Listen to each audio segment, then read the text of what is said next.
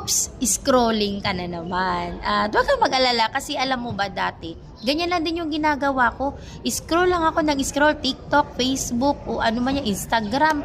Pero alam nyo po ba, nung dumating sa point na na-realize ko talaga na bakit kaya, 'di ba?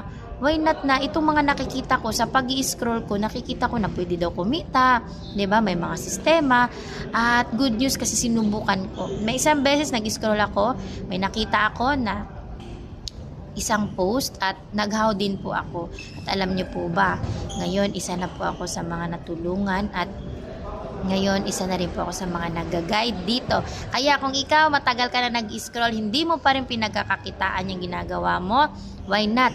'Di ba? Subukan mo itong copy and paste system natin dito na ito rin yung nakatulong sa akin. Kaya kung interesado ka at willing ka din kumita gamit ang mga social media accounts mo,